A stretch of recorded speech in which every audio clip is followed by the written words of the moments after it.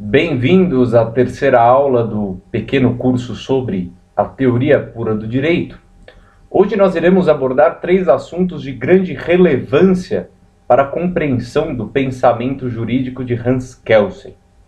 Eu gostaria de ressaltar que os 3 tópicos que serão abordados hoje, conforme o título do vídeo, ou seja, direito, moral e ética, eles serão aqui abordados sob a ótica de Hans Kelsen.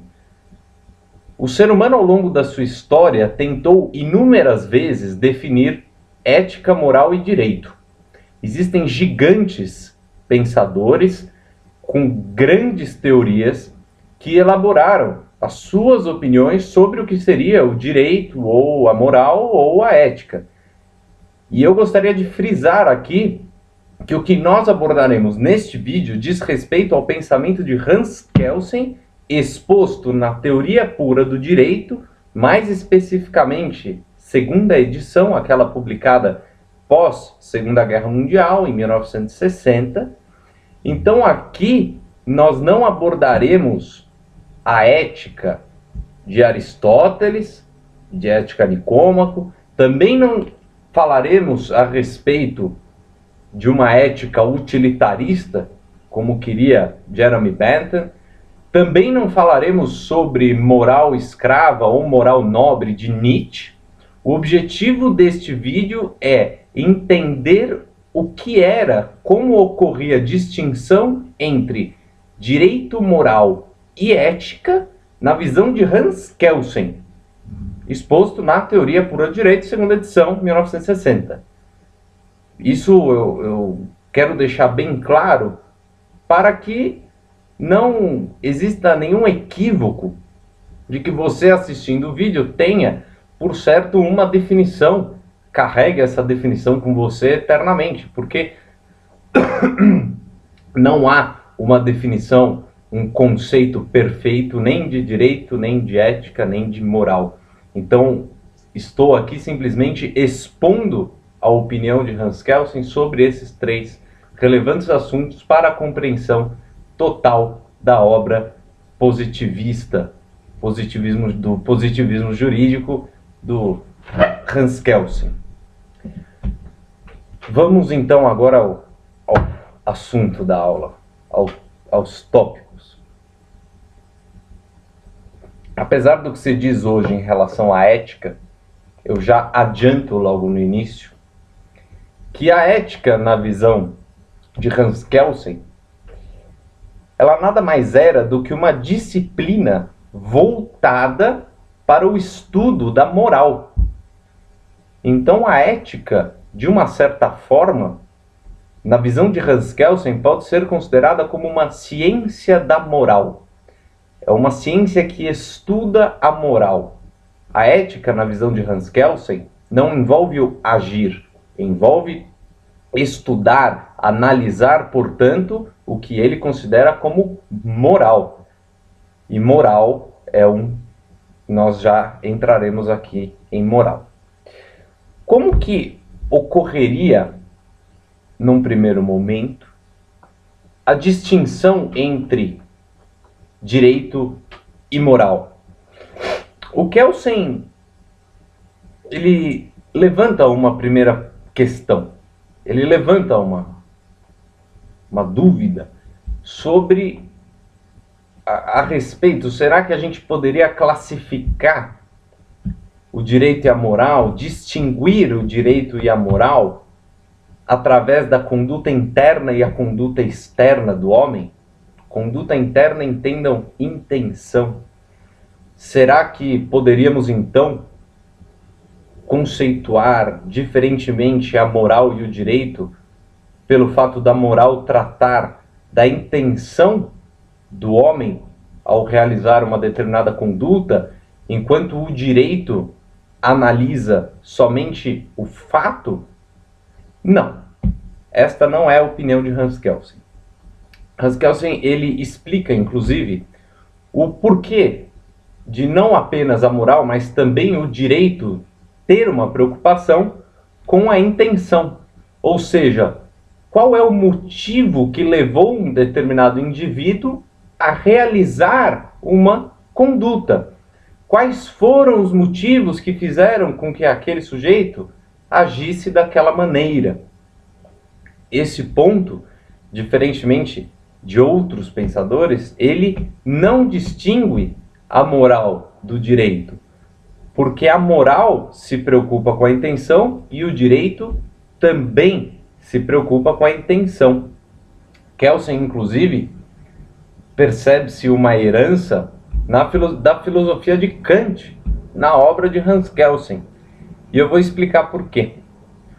Acontece que Kant falava que uma ação seria moralmente boa, não apenas pelo fato da pessoa agir de acordo com uma inclinação moral.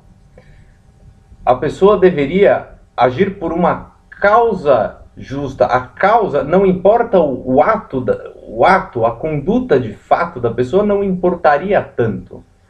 O que interessaria mais seria o motivo pelo qual a pessoa exerceu aquele ato.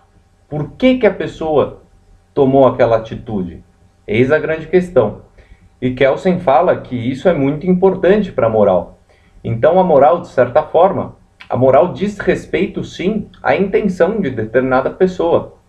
Por exemplo, se um indivíduo deve um dinheiro para um amigo dele, então você tem uma figura que deve o dinheiro para outra. Aí a pessoa paga. O ato de pagar seria moralmente justo? Vamos partir do pressuposto que sim. Sim, é justo. Um empresta, o outro paga. Agora, bastaria olhar o sujeito pagando a sua dívida para que disséssemos então que ele agiu moralmente? Não. Por quê? Porque a moral diz respeito também ao motivo que levou o sujeito a pagar o outro.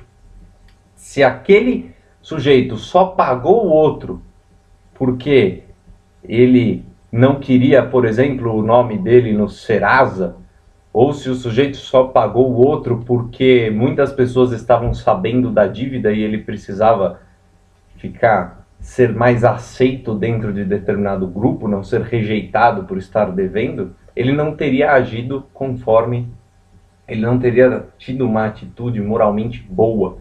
Para que esta ação de pagar a dívida em relação ao outro seja moralmente boa, é necessário que esse sujeito pague porque ele entenda que é justo pagar a dívida que ele contraiu em relação ao seu amigo.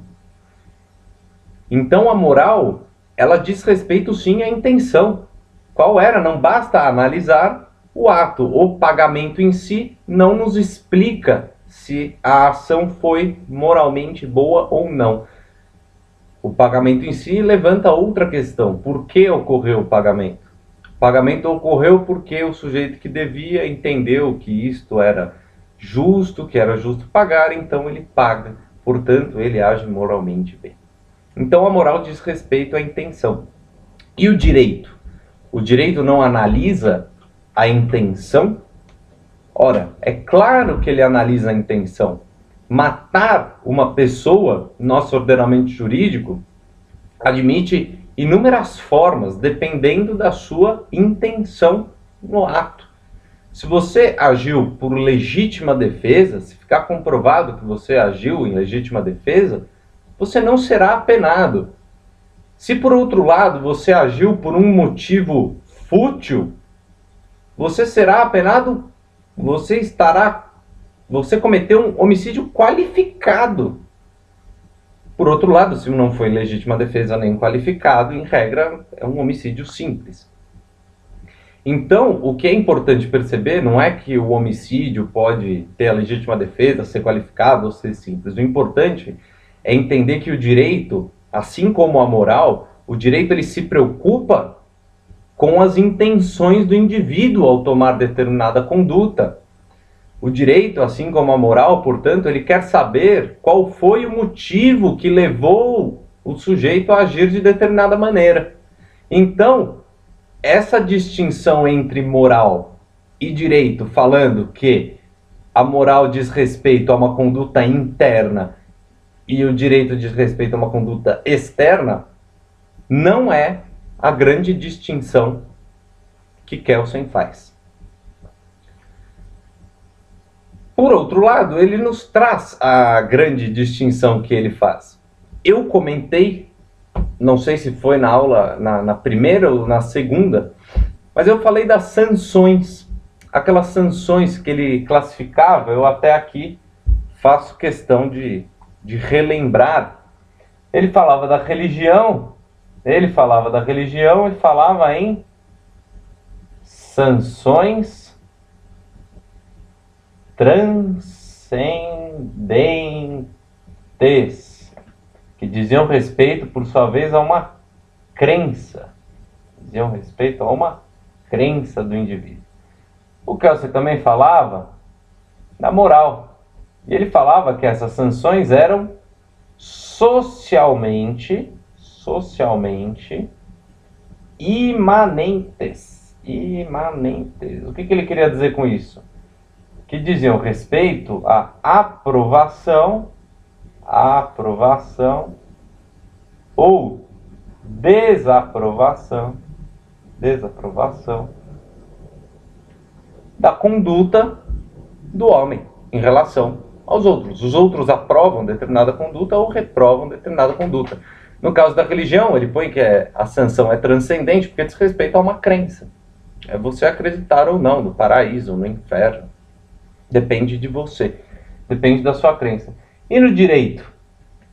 No direito, nós estamos trabalhando com sanções coativas. E sanções coativas, por sua vez, envolvem, como o próprio nome diz, uma coação. E a coação, por sua vez, é muito mais influente do que uma mera aprovação ou desaprovação da sociedade. Inclusive, esta coação, no caso do direito, pode ser física, algo que na visão de Hans Kelsen não ocorre aqui. A aprovação e a desaprovação de uma conduta por parte da sociedade não envolveria uma coação física, muito menos uma coação física legítima, como ocorre. Eu dei o exemplo já do artigo 32 do Código Penal, que prevê uma pena privativa de liberdade. Portanto, quando se fala em pena privativa de liberdade, você priva o indivíduo da sua liberdade de ir e vir. Nós estamos falando aqui de coação física. Essa coação também pode ser, não necessariamente ela é física. Por exemplo, você recebe multas, você cometeu infrações de trânsito, e aí você recebe uma cartinha falando que você está na dívida ativa. E o Estado ele vai atrás de você para conquistar o que dele é de direito, em virtude da infração que você cometeu e não pagou a devida multa. E ele vai, através dos meios que ele possui, buscar o dinheiro. Então ele vai procurar os seus bens, a execução do bem, pode ser, vai penhorar o bem, e assim por diante. Ele vai tentar resgatar aquilo, mas essa coação não é uma coação física. No caso do direito penal, do Código Penal, como eu falei, é uma coação física. E essa é justamente a grande distinção entre a moral e o direito. O direito se difere da moral através... Deixa eu apagar aqui. Ele se difere da moral através de uma palavra, frase. Você vai falar, como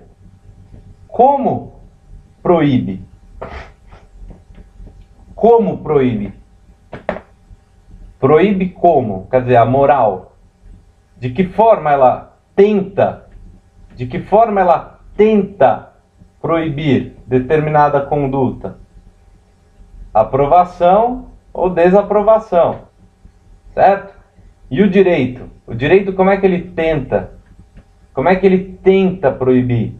Através da coação. coação muito mais influente do que uma mera aprovação ou desaprovação da sociedade em relação à conduta de um indivíduo. Essa é a grande distinção que se faz, portanto, entre a ordem social moral e a ordem jurídica. Eis a grande distinção.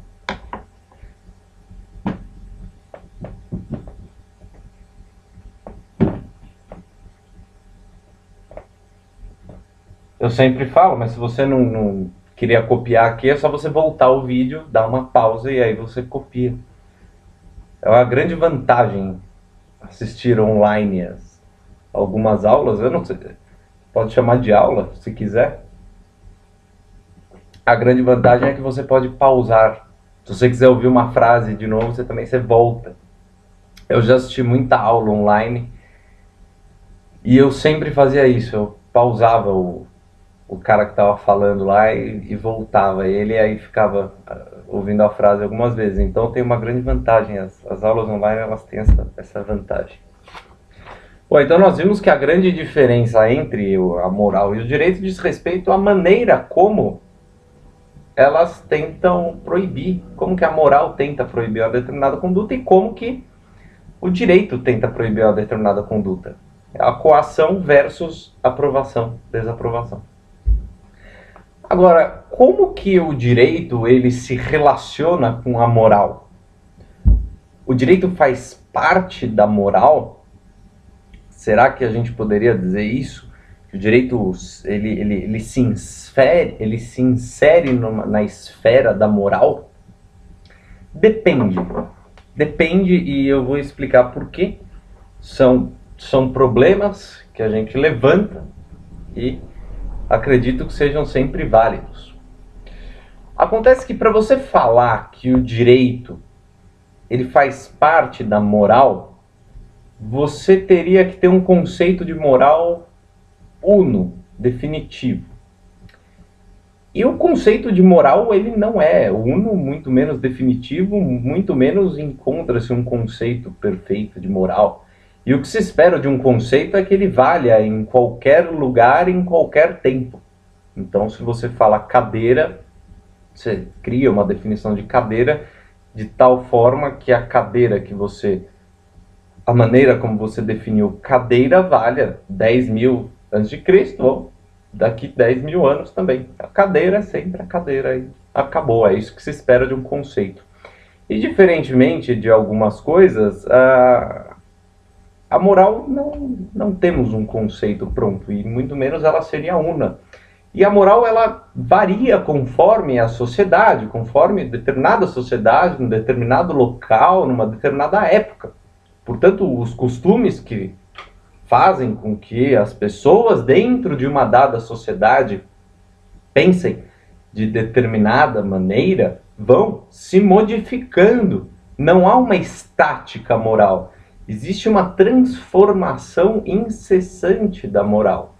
Apesar de termos, muitas vezes, que considerar uma certa estática, a moral ela é transformadora, ela está em constante transformação, mas as transformações costumam ser lentas. Então, a gente não poderia falar, porque para o direito estar inserido numa moral, a gente precisaria partir desse pressuposto de que é uma moral só. E aí você teria que pegar esse conceito uno de moral e ficar aplicando diversos ordenamentos jurídicos e falando, olha, esse aqui estava moral de acordo com essa, esse aqui não estava, olha, esse aqui degolava a criança, não, então essa moral una não aceita degolar a criança. Esse aqui tirava o olho do cara, lei de Talião, do Código de Hammurabi. Olho por olho, dente por dente e assim por diante, como é que funcionaria? Você precisaria ter uma definição de moral, então, para esse direito estar inserido lá nessa concepção de moral, você teria que ter uma moral única, justamente essa questão. Por isso que não dá para falar que o direito está dentro da esfera da moral, ao menos no que tange ao conteúdo do direito. Vou explicar melhor já. Então existe essa relatividade. Agora, existe uma coisa, por outro lado, que é comum a todas as ordens morais. Todas, na visão do Kelsen. O que é comum é aquele enunciado que eu fiz no outro vídeo. Você tem aqui A quer que B faça X. Você tem o querer, que independe da vontade do outro, é o ser.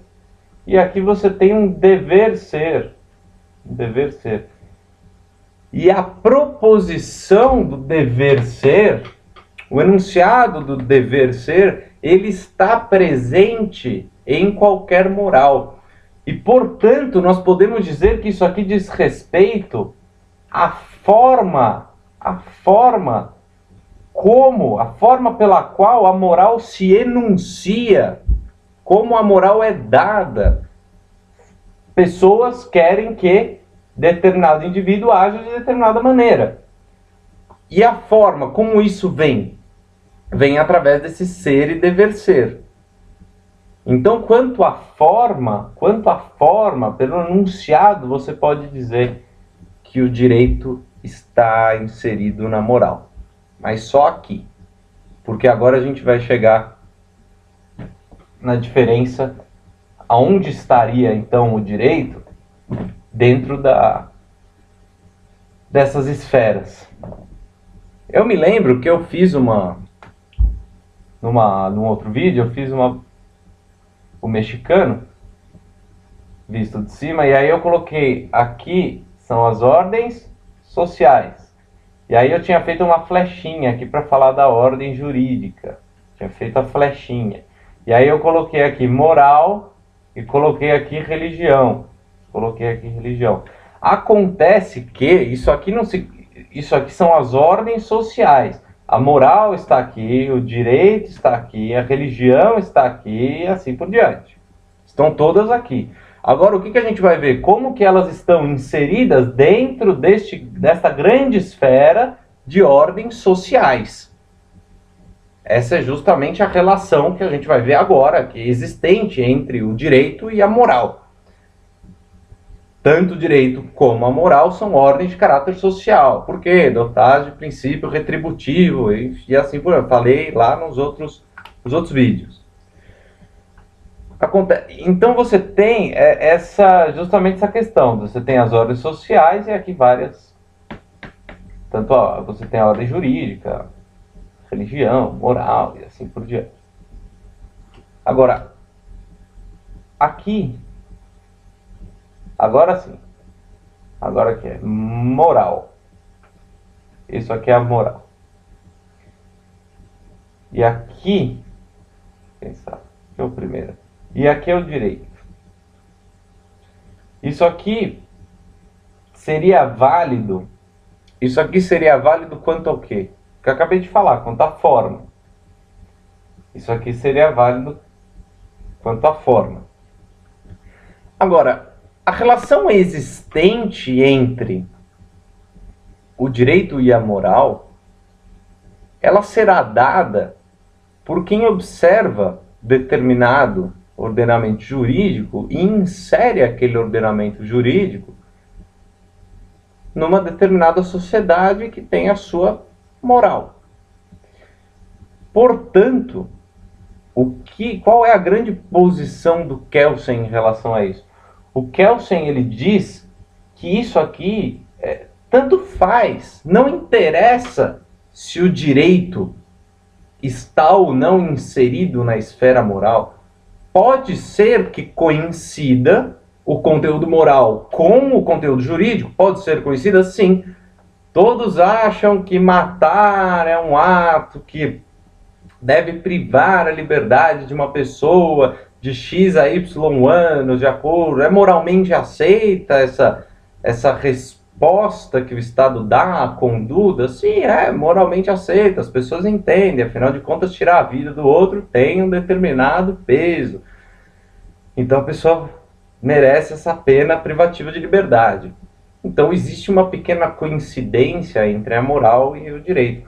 Por outro lado, também você pode ter ordens jurídicas que não sejam aceitas pela moral, pelos costumes de determinada sociedade, pela grande maioria, até porque existem ordens jurídicas que prejudicam boa parte dos cidadãos.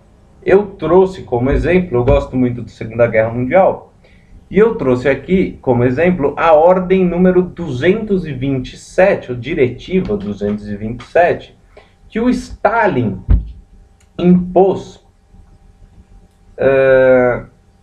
ao longo da Segunda Guerra Mundial, e essa diretiva não dizia nada mais do que o seguinte, era um lema, era nenhum passo para trás.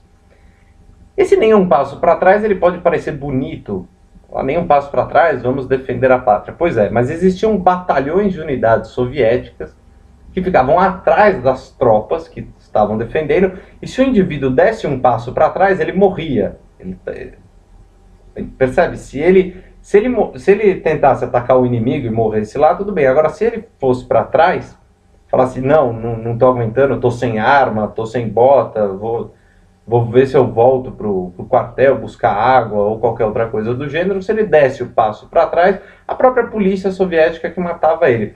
Agora eu pergunto, será que você tinha um grande apoio de toda a sociedade? Não, joia, acho sensacional essa ideia, Stalin, olha, isso aí era o que faltava para dar tudo certo. Será que existia esse apoio? Será que a moral existente entre grande parte da população soviética estava aceitando, estava de acordo com essa ordem? Provavelmente não. Vamos partir do pressuposto que não, porque senão complica o exemplo. Então não estavam. Essa ordem não era moralmente aceita por todas, ela era admitida, ela era uma coisa que obrigava o cara. Se ele desse o passo para trás, ele morria. Se ele fosse para frente sem arma, por outro lado, provavelmente ele ia morrer, mas enfim. Então, o que interessa é o seguinte, o Kelsen vai falar que não depende, que não interessa. E o direito, ele pode estar aqui, dentro da moral? Pode. Normalmente, ele não estará 100% aqui. Sempre tem uma norma ou outra que a sociedade não aceita. A gente pegar agora a posição da sociedade, na história dos embargos infringentes, que não queriam, porque isso ia fazer com que tirasse apenas determinados mensaleiros envolvidos no esquema de corrupção da ação penal 470. A moral da sociedade brasileira, moralmente falando, ela foi de encontro, ela confrontou aquele ato. E aí você tem um ordenamento jurídico aonde? Um pouco mais você tem aqui, fazer esse exemplo aqui que eu dei agora. Como é que você trabalharia, então? Você teria aqui a moral e aqui você teria o direito, com um pedaço ali e outro aqui.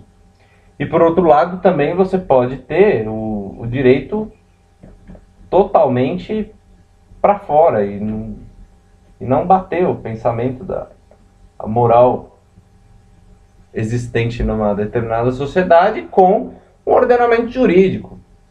Um governo totalitário conseguiu tomar o poder, invadir o parlamento, o congresso, conseguiu armas por outro governo que mandou a arma, financiou um grupo de 20 pessoas, conseguiu o apoio do outro governo cercou esse exército e tal, conseguiram subir no parlamento e começaram a impor a sua vontade em cima dos outros. E aí você vai ter aquela população, aí o cara vai lá e outorga uma constituição sem nenhuma consulta da população. Como é que fica a moral existente da sociedade em relação ao ordenamento jurídico vigente? Essa é a grande questão. Agora, o que o Kelsen fala de tudo isso que a gente está falando? O que ele vai falar? Ele vai falar isso que lhe interessa. Pode ser muito legal analisar, falar, não, olha, porque a moral ela pode se relacionar com o direito ele pode estar inserido na moral, ele está inserido no que tange a forma, aquele dever ser. Agora, quanto ao conteúdo, ele até pode estar inserido, mas é muito difícil, normalmente está no meio termo, e por outro lado também pode estar fora. Agora, para que interessa isso para a ciência jurídica? Nada. A ciência jurídica, para que o direito exista, para o direito existir, não há necessidade, independe dessa moral aqui. O direito ele vai existir, ele terá suas normas objetivamente válidas, independente de estar inserido ou não na esfera da moral.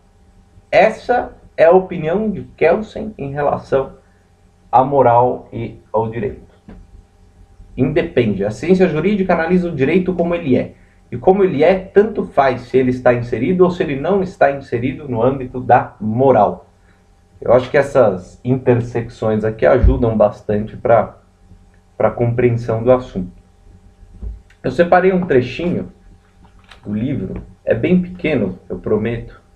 Como eu já disse, eu também não gosto que fiquem lendo, mas eu separei um trecho, que agora eu só preciso achar, mas é bem interessante. Tinha aqui e aqui. Pois bem, Hans Kelsen, não sou eu. Hans Kelsen diz: a necessidade de distinguir o direito da moral e a ciência jurídica da ética, que, do ponto de vista de um conhecimento científico do direito positivo, a legitimação deste, do direito positivo, a legitimação deste por uma ordem moral distinta da ordem jurídica é irrelevante, pois a ciência jurídica não tem de aprovar ou desaprovar o seu objeto, mas apenas tem de o conhecer e descrever. Então é isso, é você pensar, olhar, falar, a ciência jurídica se preocupa com o quê? A ciência jurídica ela se preocupa com o direito, ela se preocupa com como é o direito, teoria pura do direito, como é o direito. Para o cientista do direito, como Hans Kelsen propõe, tanto faz se isso aqui vai estar aqui dentro, se vai estar aqui, se vai estar mais para cima aqui, se vai estar aqui. Não interessa onde está a esfera jurídica, se existe uma coincidência de normas morais com normas jurídicas, tudo isso não interessa para o cientista jurídico positivista que adota o pensamento de Hans Kelsen para os seus estudos. Isso não interessa. Então, o que a gente pode concluir agora? É que, como eu disse lá no começo do vídeo, é que a ética,